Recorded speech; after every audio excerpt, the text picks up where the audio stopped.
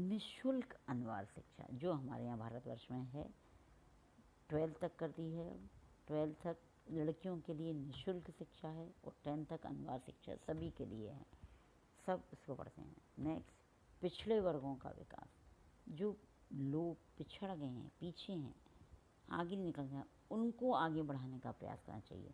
सरकार की तरफ से बहुत सारे प्रयास किए गए और अब तक यही जा रहे हैं, आगे भी कर रहे हैं कि किसी तरह से ये जो खाई है वो भर जानी चाहिए कि ये पिछड़ा वर्ग है और ये आगे उत्थान किया हुआ वर्ग है। नेक्स्ट है बाल साहित्य और प्रौढ़ साहित्य। कैसे साहित्यों का हम रचनाएं करें। एक तो बाल साहित्य, छोटे छोटे बच्चों के लिए कहानियाँ वो लिखें, उनमें ज्ञानवर्धक हो, ये हो, उनको वो पढ़ें, अपने समाज का जो ज्ञान है वो उनको प्राप्त हो उन बाल साहित्य के द्वारा। और ऐसे ही प्रौढ़ साहित्य हो जिसके माध्यम से ये असाक्षरता कम हो सकती है। नेक्स्ट है शिक्षा पर अधिक व्यय की आवश्यकता। जो हमारा बजट आता है उस बजट में से अधिक पैसा जो है किस पे खर्च किया जाना चाहिए, शिक्षा पर, सगुण या सद शिक्षा पर, अच्छी शिक्षा को प्रचार प्रसार करने पर वहाँ वो पैसा खर्च होना चाहिए। अब हमारे सामने प्रश्न आता है कि आधुनिक शिक्षा व्यवस्था में क्या दोष हैं जिसके कारण हम इतने प्रयास करने के बावजूद भी इस अशिक्षा को दूर नहीं कर पा रहे हैं। उसके पीछे जो पहला कारण है वो है बालकों और प्रौढ़ों में पर्याप्त साक्षरता नहीं है। एक तो बालक और दूसरे प्रौढ़, इन दोनों के बीच में जो गैप है वो बहुत बड़ा है।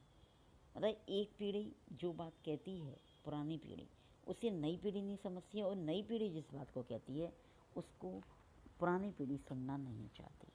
तो इनके दोनों के जो मध्य में है, बीच में है, वो साक्षरता नहीं है। आपस में कहीं भी मेल नहीं है और एक दूसरे से मेल ना होने के कारण दोनों पीढ़ियों में संघर्ष, झगड़ा चलता रहता है। दूसरा है पुरुषों की अपेक्षा स्त्रियों में अधिक निरक्षरता। मतलब अगर देखा जाए समाज के अंदर पुरुषों की अपेक्षा स्त्रियां अधिक क्या हैं, अशिक्षित हैं। लेकिन वर्तमान समय में दिन प्रतिदिन हम देखते जा रहे हैं, अब ये डेटा बदल रहे हैं। अब स्त्रियां लड़कों की बजाय या लड़कियां ज़्यादा आगे निकल रही हैं, चाहे वो जॉब का क्षेत्र, कोई भी क्षेत्र हो, हर क्षेत्र में महिलाओं को जब अवसर दिया जा रहा है तो वो अब बढ़ चढ़कर अपना उसमें प्रयास कर रही हैं बढ़ने का और उसके बाद हर उसमें अपना स्थान दिखाने का प्रयास कर रही हैं। अब ऐसा नहीं है कि पुरुष ही सब कुछ कर सकते हैं, महिलाएं भी कंधे से कंधा मिलाकर साथ चलने का प्रयास कर रही हैं। तीसरा है अधिकांश बालक चौथी कक्षा में पहुंचने के पूर्व ही अपनी शिक्षा समाप्त कर देते हैं। गांव-गांव में हमने स्कूल तो खुलवा दिए, पकड़ पकड़ के कागजी कार्रवाई में तो सब कुछ चल रहा है, लेकिन व्यवहारिक रूप में वहाँ पर खेतों में जाना है, घर का काम करना है, चाहे लड़की है तो घर देखिए, पहली दूसरी सी सब कुछ है, सब फ्री है, फिर भी मतलब वो लोग बच्चों को या बालकों को पढ़ाना नहीं चाहते। 3-4 क्लास में पढ़ने के बाद चला जा काम कर ले, इससे क्या मिल रहा है, इससे क्या हो रहा है, ना तो कलेक्टर बन रहा, ये सारी सोच उनके दिमाग में रहती है और उसके कारण बच्चों को जो प्राइमरी शिक्षा है, अनिवार्य शिक्षा है, उससे भी उनको वंचित कर दिया जाता है। ये हमारी नई आधुनिक शिक्षा का दोष है।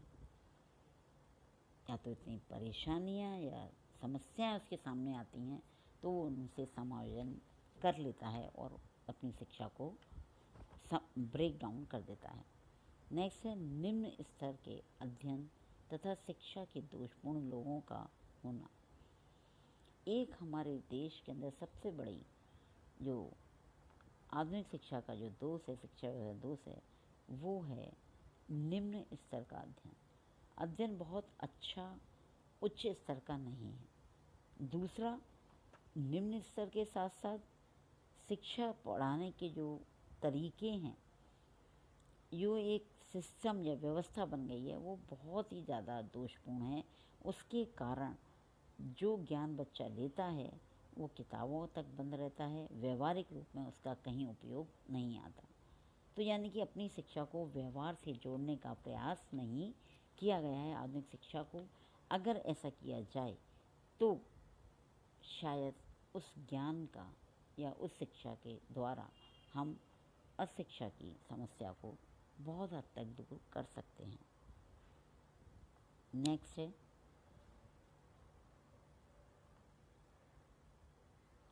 जीवन में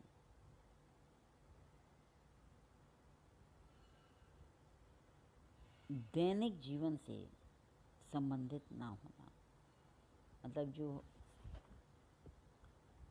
आधुनिक शिक्षा है, व्यवस्था है, उस शिक्षा प्रणाली का या उस व्यवस्था का हमारे दैनिक जीवन से कोई संबंध नहीं है।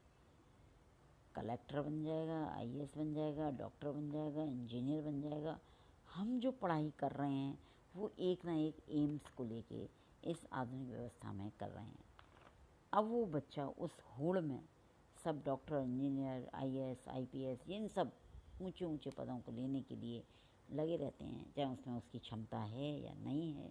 इसके कारण वो डिप्रेशन में आता है, तनावग्रस्त ज़्यादा बच्चे हो रहे हैं, आत्महत्याएं हो रही हैं, सुसाइड ज़्यादा हो रहे हैं। तो ये सारा कारण है हमारी आधुनिक शिक्षा के दोष के कारण। नेक्स्ट है टेक्निक एवं व्यावसायिक शिक्षा की सुविधाओं का अभाव। एक तो शिक्षा इतनी महंगी है, हर बच्चा उसको प्राप्त नहीं कर सकता। दूसरा, ये टेक्निक और व्यावसायिक जो शिक्षाएं हैं, इनकी सुविधाओं का हर जगह क्या नहीं है, स्थान नहीं है, प्रयास नहीं कर सकते हैं, अभाव है। कहीं दूर जाना पड़ता है और हर बच्चा, हर पेरेंट्स उसको क्या नहीं कर सकता है, अफोर्ड नहीं कर सकता है। इसके कारण भी हमारी शिक्षा प्रणाली के दोष के कारण भी हम शिक्षित नहीं हो पाते हैं। नेक्स्ट है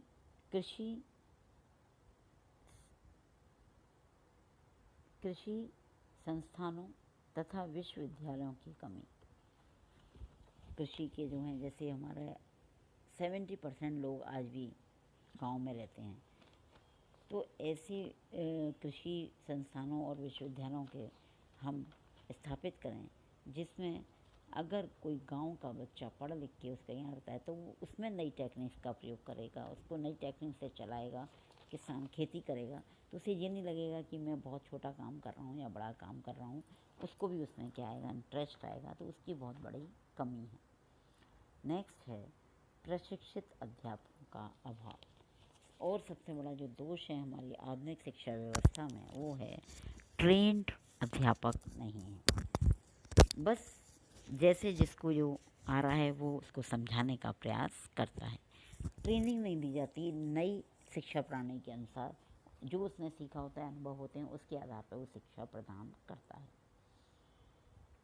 अब हम अंत में देखते हैं कि निरक्षरता उन्मूलन के क्षेत्र में अभी तक जो योजनाएं तथा कार्यक्रम प्रारंभ किए गए हैं, वे निश्चय ही समस्या का कुछ अंशों में समाधान करने में सहायक होंगे।